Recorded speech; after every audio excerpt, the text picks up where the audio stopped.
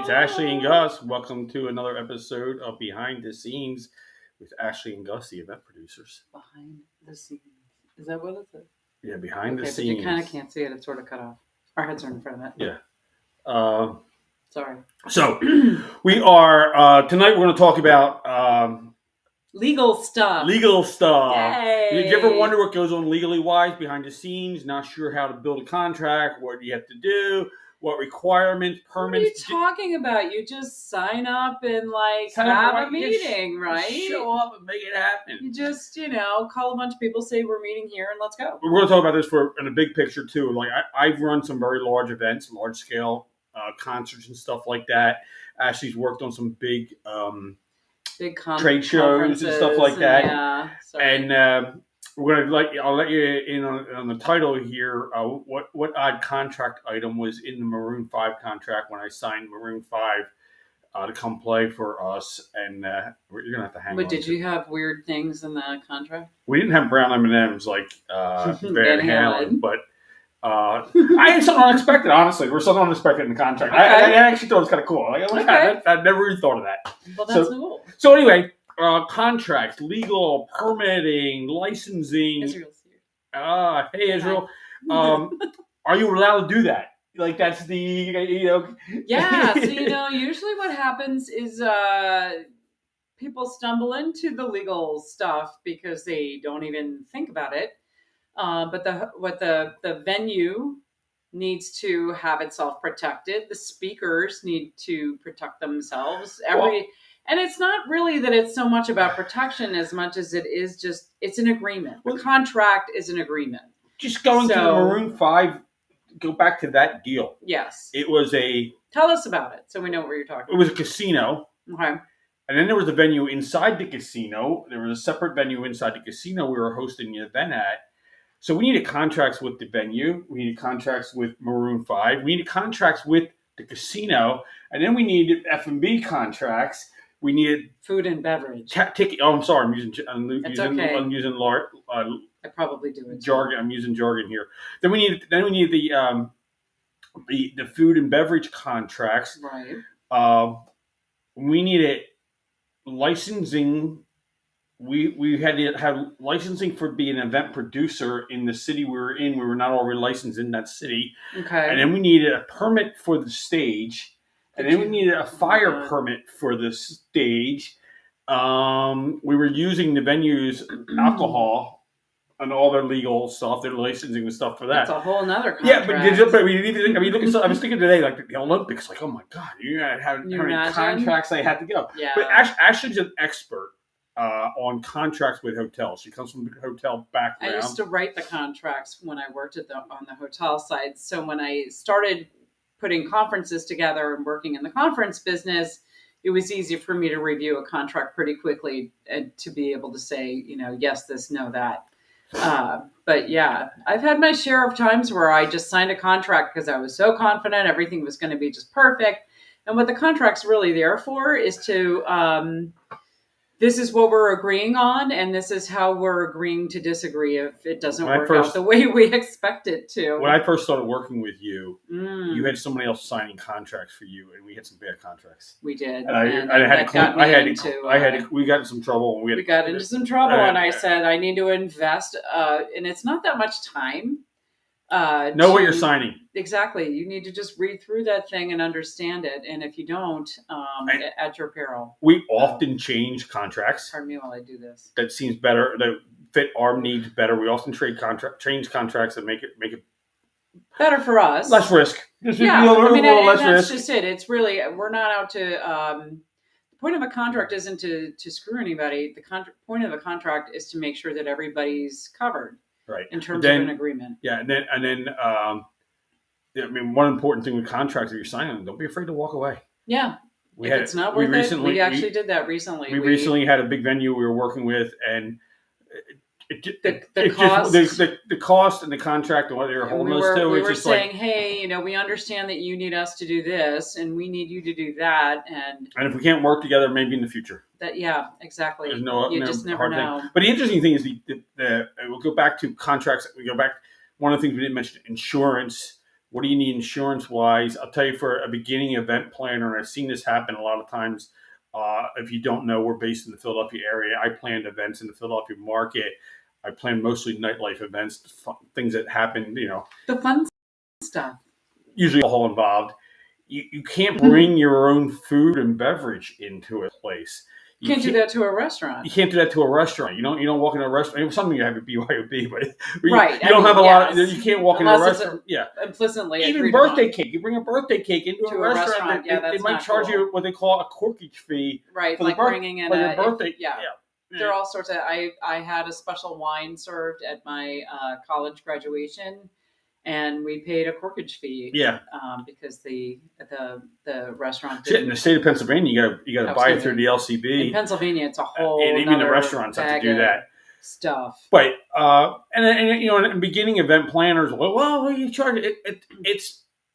It's expensive to produce events. It's not prohibitively expensive. You just need to know what you're getting into and paying for. You need to know up front what your expenses are going to be. You need to make sure. And then really depending on the goal of the event, is it supposed to make money? Is that how everybody pays rent? Or is it a marketing event and all you needed to do is break even? Is it something that you can call a loss leader? And it's okay if you spend more on it than you take in. It's just important to understand the goal of the event before you get started. Well, going back to the permits and legal. Yes. In again, the state of Pennsylvania and most states, there's laws around alcohol. There's a lot of laws around alcohol, and for a good reason. There's laws around alcohol. True, those laws. Yeah. I did an event in Baltimore. Was it different? I'm sure the laws. This was insane. So Maryland versus Pennsylvania. This was insane.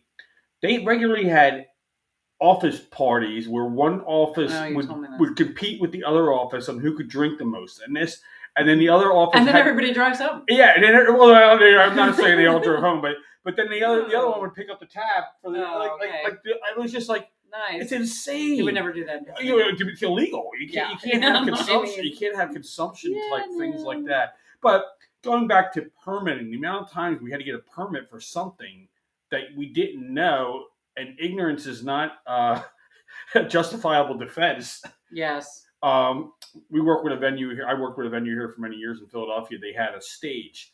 And a great venue to work with, super cool place. It's a big place. It holds over 10,000 people. They had a stage, and the stage was owned by a different LLC to protect the venue from liability and their liquor license. Wow. And anybody who had to walk on that stage had to sign a separate waiver. So we had to have a staff member. I remember we ran a contest, and we had like 25 people on the stage at one time. And each person signing a waiver, or photographers or videographers, all those guys had to sign waivers to get on that stage to say that that's what was going on. Wow. Yeah. It's kind of crazy. I think, legalities. We'll go back to permitting for a second. Okay. Philadelphia, if you're going to erect a large size tent, you need a permit from the city. Yeah. You need a permit to close down roads. Yeah. You need permits to run electrical. To run electricals. If you're, for temporary staging. I mean, one of these, you might need a permit to build a temporary structure for your booth at a trade show. There's a lot that goes into it. I mean, mostly from a safety standpoint, none of these laws would exist if somebody didn't screw up and something went really wrong. Right. So, I mean, that's it. You had mentioned to me a scaffolding situation at a job site that you were on early in your career. I was young, yeah. And what, did it collapse while you were on it, or you fell, or something? It collapsed while I was on it. Right, because it wasn't put together. Well, properly. We didn't have the proper. I mean, I had a coworker who was a half idiot, but yeah. And what was the other half? Yeah, yes. Anywho, okay, we won't mention names. No, but no. I mean, it's that kind of stuff. It's about safety. It's about making sure that everybody is doing things properly. You wouldn't want to go to a concert venue where things weren't safely structured, safely put together. I mean, you look at a conference venue, say like a place that's normally a hockey stadium. Well, they're doing different staging and they're putting the chairs in where you would normally be sitting on the ice. And, Yeah. you need to make sure that all of that is going to be safe. And they're sort of easy. I mean, we've worked with I've worked with large venues like where NFL I've worked where the NFL plays. I've worked where NHL, NBA games. Worked with Major League Baseball stadiums. They're actually kind of easy to deal with because they have all the rules, regs, and everything spelled out. You need this, you need this permit, you need this, you need that, and everything. And you're usually working mostly a year out and something like that. Right. So you understand what's going into it. So what would you say from a permitting standpoint that most say, so we've been at this for a while. Gus has produced a lot of social events. I've produced a lot of business events. If somebody's just walking into this, like, hey, I'm hosting if somebody's hosting an event, what are some of the things that they need to think about? If you're walking into a venue, I would ask them, let's just even say you're walking into a catering hall. Right, a restaurant or catering hall or just because there's live music there or there has been live music there, can you have live music at the venue? Do I need any special permits for the live music? There's a lot of townships. Probably do. There's a lot of townships that have noise ordinances. Or after a certain hour, you can't play that music. So in a lot of cases, you'll see some wedding venues say the wedding has to be over by 11 o'clock. And people are like, what are you, crazy? We're still having fun. We're still having a great time. And it's just like, no, we've promised our neighbors we're shutting off the music at that venue did o'clock, That venue did a lot of work to get there. A lot of zoning. Right. There probably been some laws or rules. There probably been some rules or rules were bent and created for them to do that. I'll give you a story. Back in my before I did this for a living, I had a house in my 20s that was like not the normal house for a 20-year-old or 20-something-year-old, mid-20s, and I used to have big parties at the house, couple hundred people, live bands. But I used to go to the local police department. We were in suburbs of Philly, and I used to go to the local police department. I did two things. I'd go to the local police department, and I'd say, listen, on this night, on this time, we're having this party. And you're invited. If you're all shift, invite the whole staff, bring them in. If there's a complaint, I'm Gus Calabrese. Come to my house. I'll be there. Come talk to me. And what's that second thing that you did? So I lived in a neighborhood, and it was a neighborhood. It was, upper middle class suburbia. I invited every single neighbor in the neighborhood to the party. I don't care who they were. I don't care if I knew them or didn't know them. I gave them an invitation and said, you're invited that way, if they heard noisy music or crazy stuff going on, they could only say, I was invited. I didn't go. There you go. Yeah, so anyway. They're less likely to call the police. I literally, so my job. You're mitigating your risk. Always, my job in any company I've owned, including this company, I'm in the back of my head, I'm always, how does this go wrong? Mm-hmm. What can possibly go wrong in this situation? I never think of that. Yeah, so it's good to put together. I know. But it's funny. I mean, like when I was earlier in my career, before I knew you, before I was working with you, I just assumed everything would go perfectly fine. It never does. Well, that's it. And then the minute it doesn't, you're like, oh. So one of the episodes we're going to do. Yeah. And I was going to do it tonight. Is Plan B. Oh. As event planners, have a plan B, have a backup plan. We have so many plan Bs that we don't even think about it anymore. It's just like, this happens, we're going to do that. This happens, and we've gotten to the point where we almost don't expect things to go the way they're supposed to. So we're agile enough and seasoned at this enough that we can just say, oh, okay, that slide's not there, no problem. And here's the things. And we'll a guest will never know. They don't. They don't know. They don't. It's So. Yeah. Yeah, we were supposed to have band XYZ show up. They didn't show up. Act like it was kind of supposed to happen, or stuff happens and no big deal. And it doesn't minimize it doesn't minimize their experience. They're still going to have a great time. And then the more gracious you are about how you handle those moments, even the big picture. I was talking to somebody. I was talking to one of our insurance providers who do live insurance live event insurance. Okay. And one of the major late night shows, one of the big three, they wanted to have a drag race on the set, like out on the street, and they couldn't get it insured, and they had to scrap the event. Like they had to scrap the segment. And it's just interesting. Like even the big boys are trying this stuff, and like we do. What's funny? My son was in the High School Musical. Oh yeah, Little Mermaid, and he played Scuttle, which is a seagull. And he said to me earlier after they were first cast, he said, "Mom, they're going to strap me into whatever, and they're going to have me flying across the stage. Like they're going to have a cable, and I'm going to be zooming all over the stage." And I literally said, "I can't imagine that the high school's insurance company is going to be okay with this." And sure enough, when it was time for him to start, I said, weren't you supposed to be on a cable? He said, yeah, apparently the high school's insurance company said no. So sometimes stuff like that happens, and it's better to know about it in advance, of course. Something we had happen. Never assume. Yeah, something we had happen twice at our events. And this is a D move.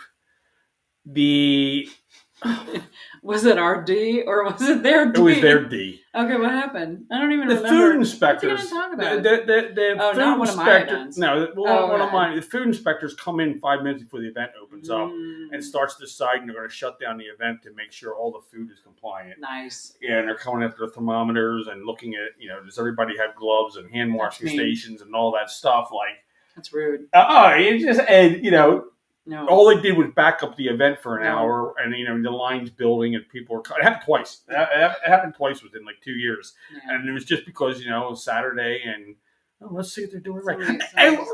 And quite frankly, there's probably companies that weren't doing it right. I mean, we again, we do this for a living. I don't want to break the law in my business. Personally, nobody does it on purpose, but that's why if you're starting out or if you're new, or there's just so much more that goes into it than you think. It's not just a matter of inviting a bunch of people and having them show up. So so another thing to be concerned with is the disability acts. Yes, especially if you're just aware of.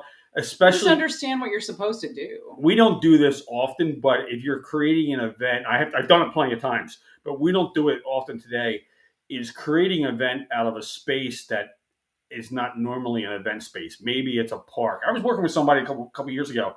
Like, well, we're just going to go down to Fairmount Park and we're going to bring some beer and this. And I'm like, dude, no. You just can't. As I said, you can't just show up and assume. Especially if they're going to sell tickets to it. You just can't do that. You can't do that. But so disability acts. We're going to talk about this Maroon 5 thing. But do you guys know the story of the brown M&Ms? Van Halen contract. The Van Halen contract. So Van Halen had a contract, and one of the stipulations, besides how many bottles of vodka, how many bottles of booze, and what else goes on, they wanted all the brown M&Ms removed from the candy bowl. They wanted a big bowl of M&Ms, but they wanted all the brown ones removed. And the reason they did that sounds quirky and silly, doesn't it? Yeah.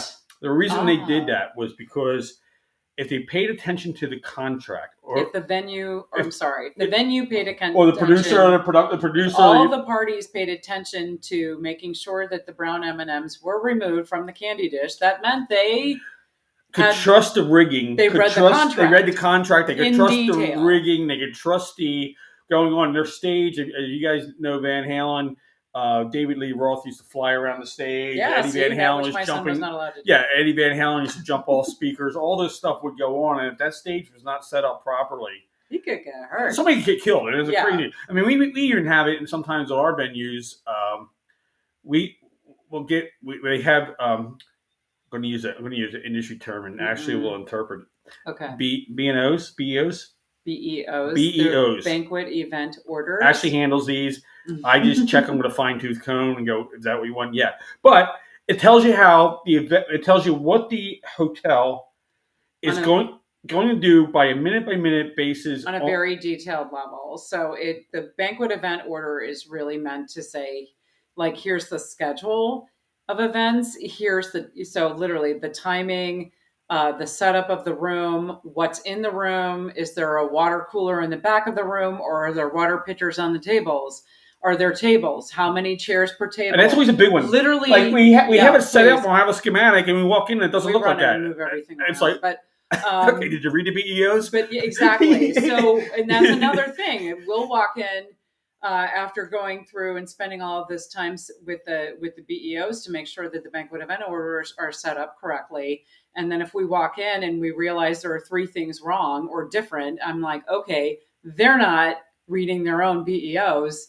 We need to have a quick meeting of the minds here to make sure everything's going to match up, because almost at that point, I have almost no confidence that the food's going to be on time, that the food's going to be correct, that the bill's going to be correct, all of the other things. And that those banquet event orders also like detail everything. They detail your audio visual, what you ordered, what time you're going on a break. And that's actually important for the staff to know too. Like, okay, the staff does not want to come in while you're in the middle of a presentation and somebody's delivering a big speech. Or they want to come in after everybody's taking a break, and so they can come in and clean up the room and then scoot back out. It doesn't happen often, but we might have a set change in the middle. We might go from a presenter to a panel. Right. So you need more chairs and water bottles and everything like this. And if that's not set up in front of the room. Yeah, if that's not set up to be done when it happens, you're standing there stalling. I hate to say this, you and I are busy. Ashley's usually playing hostess at our event. I am. I'm the firefighter. I'm making sure everything's running smoothly, and when something's not running smoothly, you almost always need an extra hand.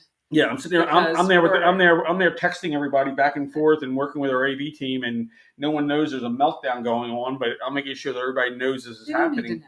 Yes. They don't need to know. So, Maroon 5. Maroon 5. Are we getting back to Maroon 5? Is this now? I brought Maroon 5 into a venue.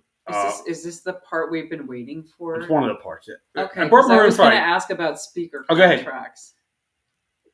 Speaker contracts. We don't need a permit for our speakers. By speakers, I mean our presenters.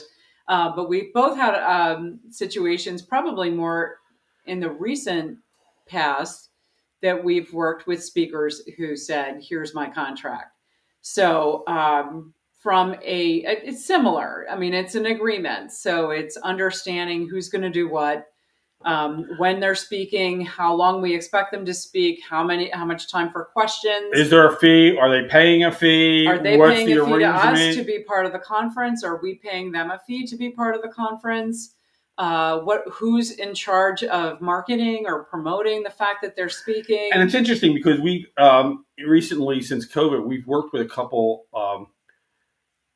names, celebrities. We'll call them, and we have friends that are. You would know their names, and working with them, we just have to say, "Hey, can you do this for us?" And they're like, "Yeah, I'll do that. Yeah, no problem." Then when we work with other people that we don't know their names or they don't know our names, and it becomes a business contract. You agree to speak at this time, but we have to have I call them celebrity contracts. They're a little bit different. They're not a whole lot different, but they spell out to the minute, to the second, to what's going to happen through this thing. If they need any special things. Another thing with speakers, presenters, people are coming into your space, you need to make sure they're compliant, especially like trade shows. Like somebody bring a trade show in and they're going to do something with fire. Like, that's a whole other set of permits. Like you're like, no, that is not going to happen. Or even watch out for the pyrotechnics, please. Yeah, even water. You do something with water. What do you do? I mean, that's it. I mean, Gus will tell you about the New Year's Eve parties that he's held and the confetti clauses. If somebody comes in with water, they may do damage to a carpet, or they may have somebody in the back who's supposed to clean up after them. And if the venue doesn't know about it, because we didn't know about it because it wasn't agreed upon. This is the kind of stuff that happens. You might not be, is it a union place? You might not be able to carry your own box across the floor in the venue. You may not be able to pick up the podium. And this is knowing your permanent legality. You have to get a union person to do that. Yeah, within the four walls. This is part of it. This is why we're in the business that we're in, and this is why people call us for help. Audio, visual, there's all kinds of things. All right, so now I want to hear about Maroon 5. So we hired Maroon 5 before they were famous. They got At way the time that you were working with them? yeah. They were Okay. they were six figures to bring them in. Bring them in. They're probably seven figures today. Nice. I just said they were six figures at the time. And the contract clause. Now I didn't like it. The one thing was but I expected it. There was a couple things. Okay. So the one thing was first class seats on planes for flights in, flights out. Yeah, I don't see Adam Levine doing economy. Sorry. No. But it was totally cool. It was totally cool. But the Right. thing that I didn't expect, they needed a piano tuner each day for 3 days. Okay. And was this a one concert? Yeah, it was one concert. So it was one concert, but you had to pay for a piano tuner to come in for 3 days? Was this for like rehearsal stuff? Yeah. Or is this okay? Yeah. Interesting. Yeah, I was just like a piano tuner. Never hired one of those before. It's kind of cool. My mother had one on retainer. Yeah, well, it was just kind of interesting. You need a piano tuner for the event, but again, it's just one of those things you don't expect, and you learn. Yep. There's so many. So we worked when I was in the hotel business. I worked for a couple of properties that had.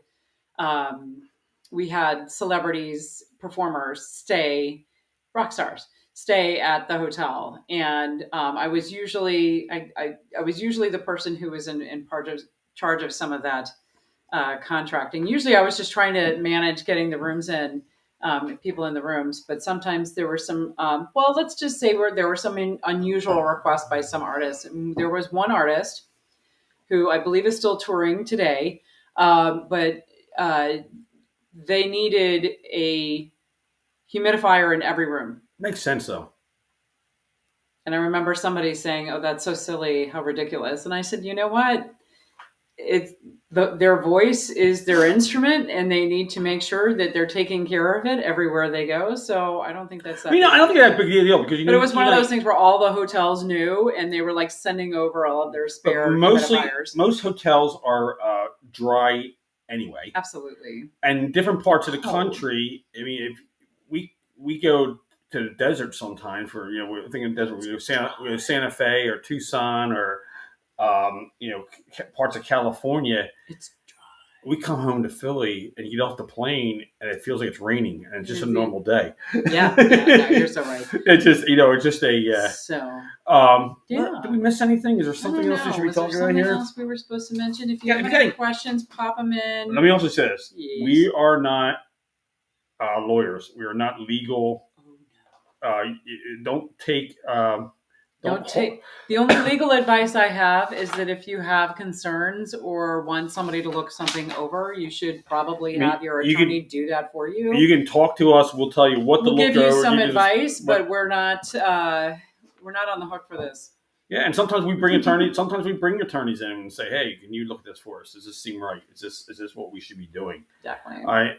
Anything is negotiable. Everything is negotiable. You need to create win-win situations for all parties involved. And usually, again, like you said, the permitting. It's done for safety. At the time of this video is being recorded here, at the time we're talking, we recently had a major maritime disaster. There will be new laws written because of what happened in Baltimore. Yes. It had nothing to do with the events business, but just just how it works. Is how things happen. Right. In Philadelphia, in the right around the turn between 2009 2010, I'm not exactly what happened. I'm not sure exactly what it was, but there was a party. There was a promoter. Yes. A promoter failed. And invited way too many people. Said there were going to be celebrities there, and basically a mob riot scene started. And we had to do. Philadelphia shut down all events, or shut down all promoters. Yeah, we were considered promoters at the time, and they said there would be no nightlife, nothing going on until we figured this out. And it's kind of fun. There was about 165 of us that came together.